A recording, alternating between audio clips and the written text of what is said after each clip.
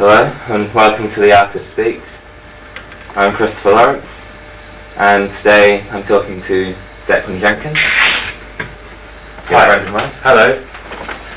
So Declan graduated BA from Wimbledon College of Art in 2011 and now you're studying at the Royal Academy. Schools. The Royal Schools. Royal Academy Schools, that's correct, yeah. Postgraduate diploma. You're about halfway through your first year? Yeah. So 2 more to go after that and then you'll be A fully fledged professional artist, yeah, apparently. and we'll tag RA to the end of the video. Yeah, I don't know if I can do that though, because I think you need to be an academician. Yeah. But we could still try and do it, I mean, it's... What do you say? So people can put like MA or Doctor, so if you've got something from the RA, do you get to put a little... I don't know, I don't think so. With the RCA, I think you can put RCA. I can put Oxon after my name, because I'm from the University of Oxford. Yeah, your previous degree to the arts. That's correct, and classical archaeology and ancient history. So I can put Oxon after my name in brackets. So we could do that with you if you want. Do you think you could combine them so you could be Oxon Ra. Roboxon or something like that? Baroxon. Baroxon. Sounds like an element in some kind of... We'll fix it in the titles later. You can be Declan Jenkins Baroxon. Yeah, or we could call me Baroxon. Maybe that could be a new name. You sound like a valuable metal. Yeah, a precious metal. Precious man, precious metal, and precious artwork. Well, perhaps not too precious. But, precious nevertheless, in spite of the non-preciousness. Alright, so you brought us an artwork with you to talk about. That's talk correct. all about your practice. Yeah. What's this work that you brought with you? Right, so it's a series of Polaroid photographs. It's called Moments of Inspiration. So it's really about having moments of inspiration in the studio. I think I'm going to do some more, probably in the bath. I've sort of built these very throwaway kind of props. This is a giant light bulb. Yeah, let's have a look what you got here. So this first one, you're holding, you get a giant cut-out light bulb from paper. So you made that yourself. And that's right. Yeah. You're sitting underneath it. And in the second one, a little bit closer shot, is that? Yeah, is that a real light bulb? It is a real. It didn't come out particularly well on the Polaroid, but it's a large. Yeah, it's a real light bulb. It's a very beautiful piece of glass actually, and it's sort of screwed onto this sort of mobile in a way. Didn't come out so well. I think I might paint it yellow, but if I revisit the work. But I mean, one of the ideas was to look uninspired. While I was having these moments of inspiration, sort of to look as uninspired as possible, and to sort of the idea was a sort of cheap material prop that I'd hold up or would just be kind of hanging over my head, as it were. You're avoiding a smile. Yeah, as hard as I can, and I think it's sort of the kind of I'm trying to kind of farce around with the idea of having an idea and how preposterous that actually sounds, because obviously it's a complex sort of neurological process, and language is conveys it in one sentence. Having an idea is such a kind of crude way of conveying such a beautiful and complex and unknowable process. Well, unknowable for artists, perhaps, I don't know. Not a neuroscientist, but yeah. So that was the thing. It was supposed to be sort of funny. I mean, this is a emoticon. Yeah, I mean, it looks like maybe a bit of old clip art. Yeah, that sort of thing. That's just something I've printed off. It's supposed to look, like it's been put together quite quickly. It's rapid sort of. The props are supposed to reflect the kind of the speed at which you have ideas. The kind of moment of flash. It's something you think about a lot up at the hanging around in the academy. Is the way artists get their ideas. Well, it's a problem. I mean, because you're given the studio space, and it's you think, well, what am I doing in the studio space? I'm supposed to be having ideas or making work, and you're trying to bring something into the world which wasn't there, and you just think, well, you've got a white wall and a grey floor, and it's sort of, it's a strangely artificial environment, and I can't get away from the artificiality. I find that, you know, it's an odd environment to be in, and I kind of like that. So you see the problem where you're meant to be an artist, and you're at maybe the top art school in the country, so you're meant to be one of the elite, and you're more playing the part of an artist rather than necessarily being one, because you have all of the trappings, you have the walls and the floors, but it is still just you in the space. Well, this is, I mean, I was trying to, I suppose with this work, I mean, I don't know how successful it really is, but I was trying to interrogate, you know, the idea of being an artist, and that being, that interrogation, that questioning being actually the work,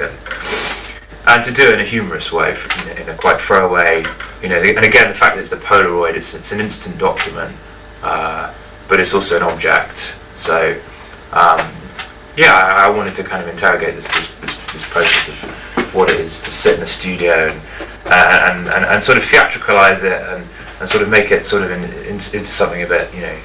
Yeah, I like this. You make a lot of work that's quite funny a lot of the time. So I remember you want to tell us a little more about the piece you showed when you applied for the RA, the Party in Your Pants? Right, so that was sort of the idea of taking a one-liner and running with that, you know, to ludicrous sort of lengths. So basically the piece works with a kind of cropped image of myself in these kind of horrible white underpants, you know, disgusting kind of pants, and I'm standing in a studio, and I think the piece starts, I put a birthday cake down there and get a kind of cheap firework from the pound shop, you know, an ice fountain, light it, and that shoots out the fly, the firework. I burn myself in it, so it's quite clumsily, like, sort of burn my hand. And then after that, I pop a speaker in, and then I turn a song on, which is Everybody Wants to Rule the World by Tears for Fears. And then a bag of confetti goes down there, party poppers, blowouts, what else? The pièce de résistance is a disco ball which comes in the end and sort of turns around, but it can't quite turn around completely. It's sort of half turning, and it's shining through in a quite painterly manner. And the pants kind of remarkably managed to kind of withstand this kind of the use of the word painterly to describe the disco ball in your pants. Yeah, well, it is. I think that's good advice for anyone looking to get into the RA schools, is show them your disco balls at interview. Perhaps. You'll probably be fine. Well, I don't know if there's a recipe, but yeah. Yeah, so they're both quite fun, but something different where you have that piece that's the party in your pants, and then this work is specifically about being an artist and coming up with ideas. So do you think you came up with the idea for some of your other works, like Party in Your Pants? Yeah. Or, any of like the actual objects perhaps you've been making? What do you think of the inspiration for them? Does it fit into this kind of model? Well, which objects are you referring to? The objects in this work, or I mean, sculptures I make, or any of the recent sculptural work you might have made? Are you still working on these sculptures, or has it been a while since you made you'd said about making objects or bringing things into being that weren't there before? Well, it's a problem, isn't it? You know, that's a kind of quite cliched thing that people say in art schools, and artists say in general. And it's a question of, I mean, I'm always wondering. A friend of mine used to say, "Is the lemon worth the squeeze?" You know. And it's always the problem. Is you do these drawings. I mean, sometimes I have ideas. Sounds like a take me out joke. We should probably have the people for these interviews coming down in elevators. It could be a good model, you know. Yeah, I should have come down a tube, you know. That'd be quite funny. You could have all the art schools of the country with the red lights from Take Me Out pressing down if they don't think you're good enough to get onto their course. And so you're left choosing between, I don't know, like Norwich and Peterborough at the end. Well, this is an interesting thing, I suppose, about art in general. I mean, inside of a process of selection, especially these institutions. I mean, you've got the RA Summer Show, that's another thing. You've got prizes with, you know, panels of artists who are judges, and this whole, you know, the arbitrary quality, you know, you've got all of this disparate work, and you know, none of it is necessarily better than any of the rest, and it's just, in the process of selection is very often the funniest thing. I don't know, there's some amazing footage actually of the old the selection committee for the RA summer show, and I saw some on a program on BBC4 I think, and you've just got these old men sitting on these chairs, and you've got these kind of art handlers bringing these works in front of them, and they're going no, no, no, or something like that. They're kind of and then they look at it and they pause. For some they pause slightly longer, and there for a while they're like no, and then some of them just straight away get it out of my sight. You know, it's an interesting thing the way the kind of Darwinian kind of, I don't know, process comes into art. It's an interesting thing. But yeah, I mean, to return to, yeah, I mean, I don't know if I have a coherent process of having ideas, or I don't know if I can really summarise how it is I work. I mean, most of the time, I suppose it's about working out, you know, what it is that I'm doing, and it's sort of I'm in a position of not really being sure, you know, what I am or what I'm about, and a project is a way, I suppose, it's a kind of existentialist thing, isn't it? It's a sort of, you know, existence comes before essence. I don't know if my practice really has an essence. It's about a kind of continual renegotiation, I suppose. I think that might be an interesting thing to ask, because in a way this work is it's all very self-reflective. It's about you and about the artist and the process of coming up with ideas. Yeah. But without the context already of being maybe in an art school, or being a working artist producing things, it doesn't have any particular meaning outside. Like, if you're thinking of rationalising the work, what does this do? What's it for? I mean, it's a good question. I mean, I don't know if it's even immediately visible, but it actually is an artwork. I mean, if it does anything, it's something which allows me to shape my own existence. Now, I don't know whether or not, like, you know, it could be, I mean, I'm not sure, I'm not really interested in turning my art into a commodity at this point. I mean, it would be useful to sell work from the point of view of allowing me to live the way I want to live, and living through my work, but it's not, I don't make the work with it becoming a commodity as a goal. It's not that I'm trying to cater to a market, or trying to produce a particular kind of work which I know is marketable. It's really, I suppose, I mean, to talk in really, I said, quite a cliched, old-fashioned, you know, way. I mean, I think it was Kandinsky who said this, talking about the need and the desire to fulfill an inner calling, or I think it's an inner need he talks about, the artist's inner need, and it's, I suppose, something which is latent in most people, I suppose, a desire to make things and to become, and yeah, I mean, I am the central problem in my work, and I suppose that the work is always revolving around me. Yeah. I think that's interesting. You said there quite explicitly that it's not something that's a commodity, or might not even be commodifiable at all, which, I mean, even if someone might suggest it's not a very good thing, a clear rationalisation of a lot of artworks, like say paintings, is that you have the desire to paint and then they are saleable in order to provide yourself a living, which might sound dull, but is a clear 2 or 3 steps to the reason why you've made the artwork.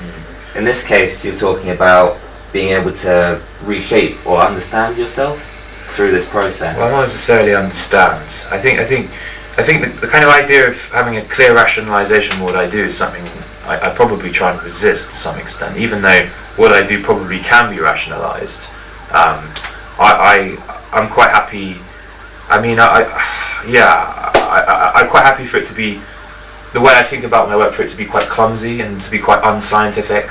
And I think life in general is quite incoherent, and I suppose, yeah, I don't know if I have a clear rationale. Certainly, I have some sense of what I'm trying to do, but I don't necessarily. A clear rationale is not something I necessarily have. I don't know.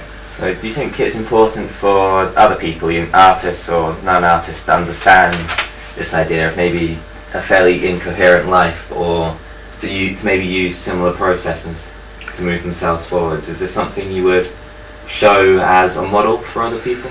Well, this is the thing, isn't it? I think everyone has to find their own model, don't they? They have to look at other work and take what they find is interesting or informative or instructive.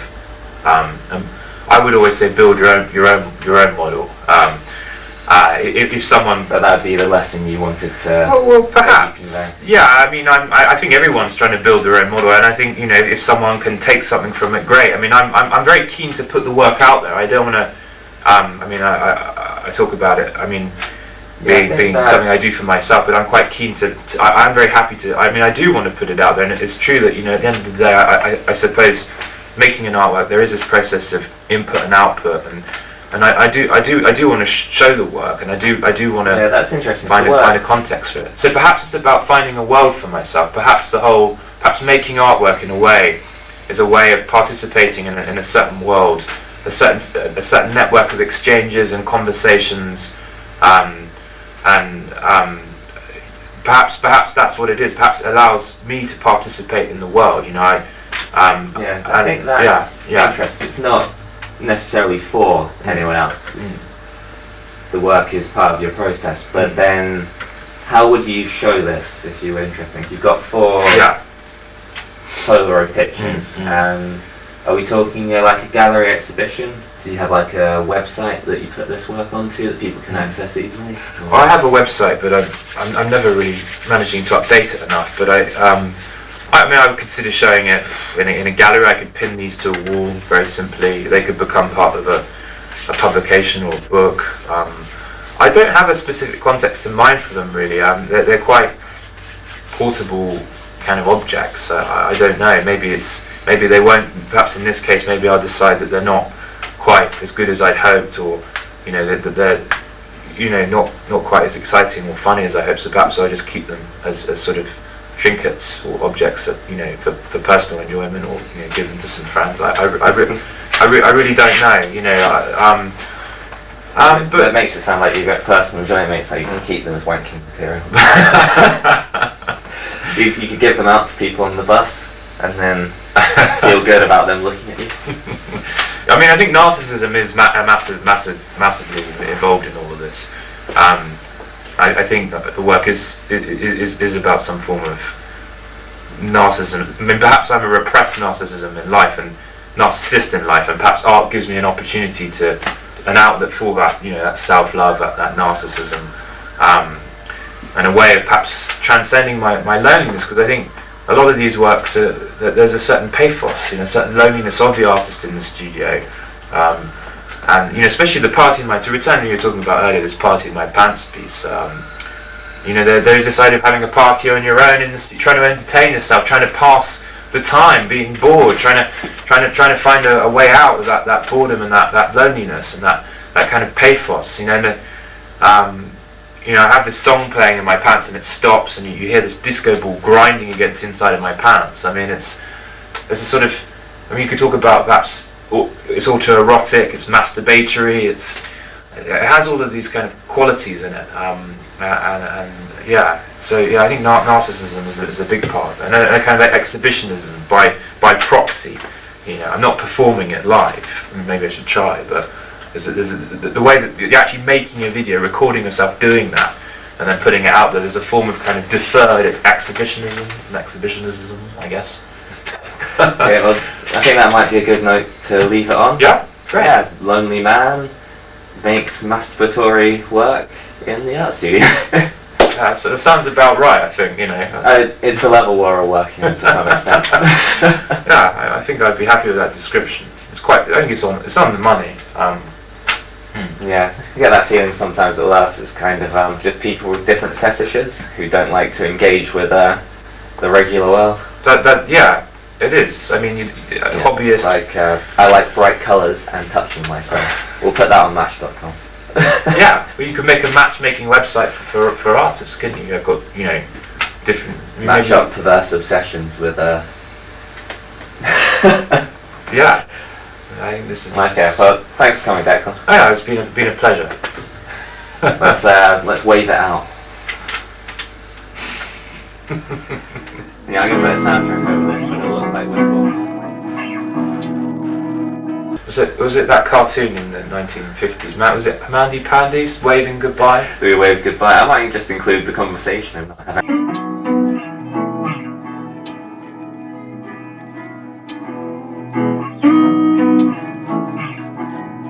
Is it Andy? I can't. Mandy. I'm not really sure. I was more a Bill and Ben kind of guy. Yeah.